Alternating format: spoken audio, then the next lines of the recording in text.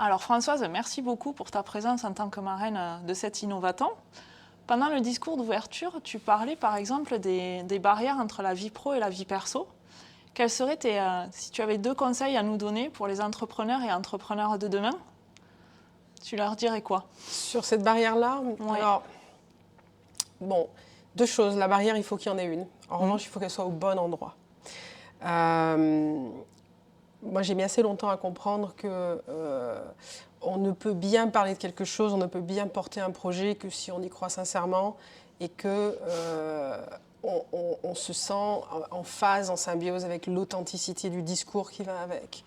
Et ça, on peut bien le faire que si ça fait écho à des choses qui sont très personnelles. C'est vrai. Donc la capacité à associer le bien fondé, l'envie, l'intérêt d'un projet avec ce en quoi avec quoi ça résonne en nous, ça je pense qu'il faut être capable de l'identifier et il ne faut pas avoir peur d'en parler. Moi j'ai mis très longtemps à être capable de le faire, j'y arrive un peu plus aujourd'hui.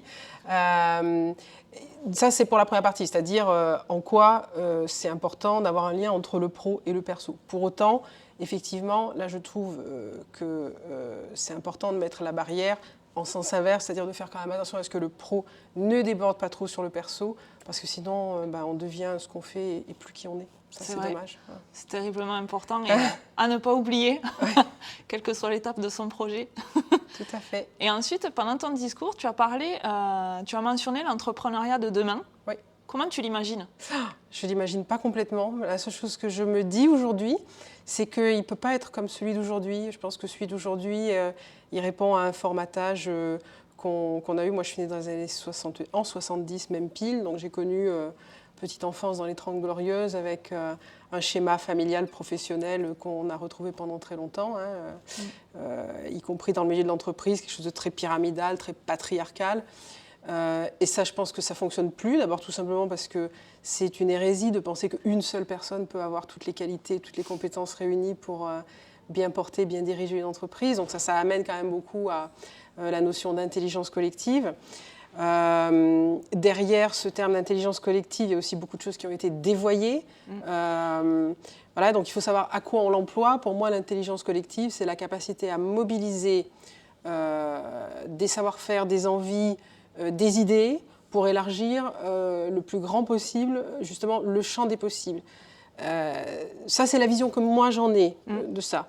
De manière ensuite à ce qu'on puisse puiser collectivement dans une richesse qui mathématiquement s'est élargie pour ensuite prendre le plus collectivement possible les bonnes décisions. Ça ne veut pas dire que, contrairement à ce qui peut s'entendre ou se pratiquer dans d'autres modèles d'entreprise, moi je n'envisage pas l'intelligence collective comme étant ce qu'on appelle parfois l'entreprise libérée. Libérée, j'ai envie de dire libérée de quoi? Enfin, excusez-moi, tout le monde est libre, je ne vois pas de quoi on a besoin d'être libéré, si ce n'est de soi-même parfois.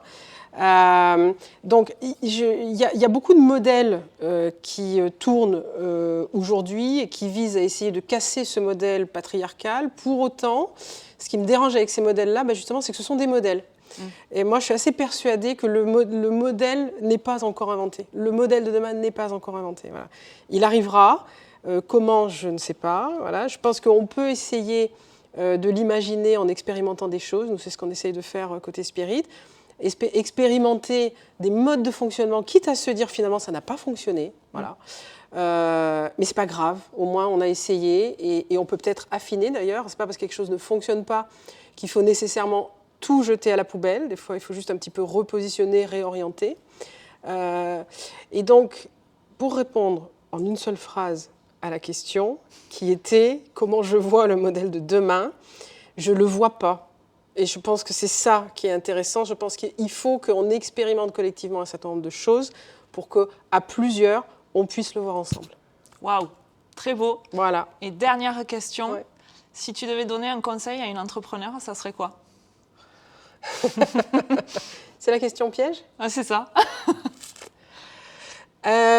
Si je devais donner un conseil à une entrepreneur, ça serait simple, ça serait vas-y, pas grave, t'as rien à perdre.